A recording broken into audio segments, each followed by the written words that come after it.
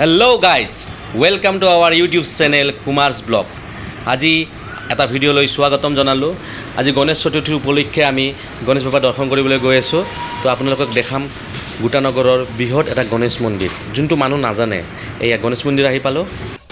এয়া গণেশ মন্দিৰৰ hill side, পাহাৰ এৰিয়া হয়, পাহাৰৰ মাজত আছে গণেশ মন্দিৰটো। তো আমি ধুনীয়া প্লেচো হয়, আহি ভাল লাগে, কিন্তু বহুতে নাজানে এই গণেশ মন্দিৰটোৰ বিষয়ে। সেইকাৰণে আমি আপোনালোকক আজি দেখাবলৈ ওলাইছোঁ। এই প্ৰাকৃতিক দৃশ্য চাওক, নেচাৰেল প্লেচ, কি ধুনীয়া। এই গছজোপাৰ পিছপিনে আছে গণেশ মন্দিৰ। এই চাব আপোনালোকে, এই গণেশ মন্দিৰ হয়, এইটো মেইন গণেশ মন্দিৰ।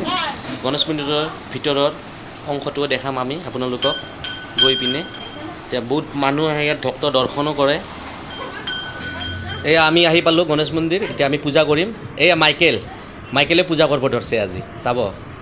এয়া মাইকেল, এয়া এই বাইদেউজনী এই গণেশ মন্দিৰ চোৱা চিতা কৰে এতিয়ালৈ। তো আমি পূজা আহিলোঁ। এয়া আমাৰ মায়ে পূজা কৰি আছে, আমাৰ কুমাৰ্ছ ব্লগৰ টীম। এইটো গণেশ মন্দিৰৰ মেইন মন্দিৰ হয়।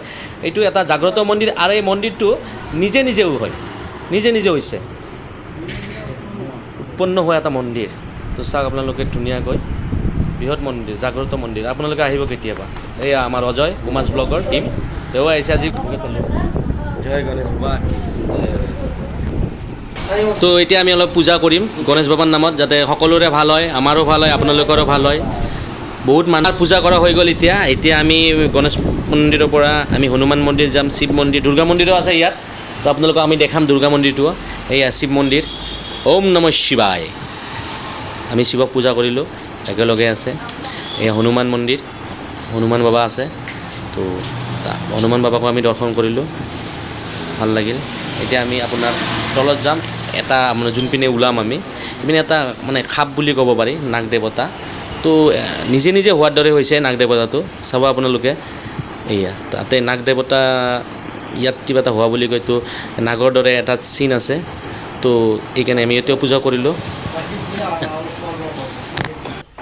তো আমি এতিয়া পোনে দুৰ্গা মন্দিৰলৈ যাম। বহুত পুৰণা মন্দিৰ হয় এইটো। তো দুৰ্গা মন্দিৰটো আপুনি চালেই গম পাব যে কিমান পুৰণা হয় এইটো মন্দিৰ।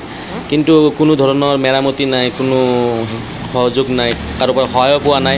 তো সহায় পালে আমি এইটো বনালোঁ হয় ভালকৈ। ইয়াত আপোনালোকে চাব, বহুত পুৰণা দুৰ্গা মন্দিৰ হয়। আজি কিমান বছৰ হৈ গ'ল, দেখিছে দুৰ্গা মন্দিৰ এইটো।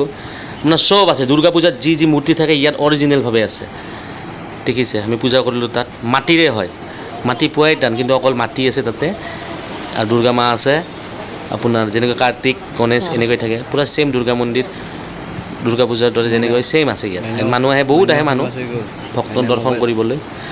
তো আমি পূজা কৰিলোঁ, গণেশ মন্দিৰত আহিলোঁ। আহি অলপ দৰ্শন কৰাৰ পিছত ফুট ল'ম, ফুট লৈ আমি এতিয়া ওলাম আৰু। তো আপোনালোকে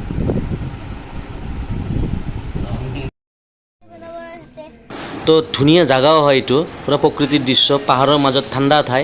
কেতিয়াবা আপোনালোকে আহিলে ইয়াত পূজা কৰি কিনে খিচিৰিও খাব পাৰে, আৰু ভাল লাগে আহিলে মনটো।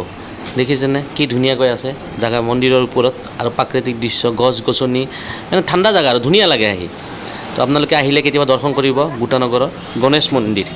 গুৱাহাটী গোটানগৰৰ এটা গণেশ মন্দিৰ আছে, এইটো কোনো নাজানে, কিন্তু আমি দেখাই দিলোঁ। এইটো এটা শিল হয়, নিজে ফাট মেলিছিল শিলটো, আগতে জইন আছিল। তো গণেশ মন্দিৰৰ বেক চাইড এইটো, পিছ চাইডৰ এই হনুমান মন্দিৰটো যোনপিনে আছে সেইপিনে আছে এইটো। এতিয়া নিজে হোৱা এটা ফাট হয়, বৃহৎ ডাঙৰ শিল আছিল এটা। তো এইটোৱে প্ৰাকৃতিক দৃশ্য। এতিয়া আমি যাবলৈ ওলাইছোঁ। তো আমি এজন ল'ৰা লগ পালোঁ। জিন্দাবাদ ক, গণেশ বাবা কে জয় বুলি ক। জুবিন দা আহিল। তো আমি এতিয়া যাবলৈ ওলাইছোঁ, কিন্তু মেইন কথা হ'ল ইয়াৰ ৰাস্তাটো ভাল নহয়, মানে যাতায়াতৰ সুবিধা ভাল নাই। শিল মানে ৰাস্তাটো পকা কৰাৰ কাৰণে আমি বহুতবাৰ ক'লোঁ, কিন্তু নহ'ল। এটা বৃহৎ মন্দিৰো আছে, কিন্তু কোনো ধৰণৰ ব্যৱস্থা নহ'ল ৰাস্তাটোৰ কাৰণে। তো ইয়াত পানীৰো অসুবিধা, পানীটোও মানে মন্দিৰত আহিলে পানী আপোনালোকে লৈ আনিব লাগিব, যি দেখা পাইছোঁ।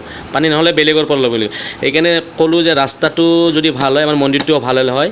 তো আপোনালোকে এইখিনি চাই এটা ছাপোৰ্ট কৰিব, আৰু আমাৰ ভিডিঅ'টো ভাল লাগিলে লাইক শ্বেয়াৰ ছাবস্ক্ৰাইব কৰিব। জয় গণেশ বাবা, ধন্যবাদ।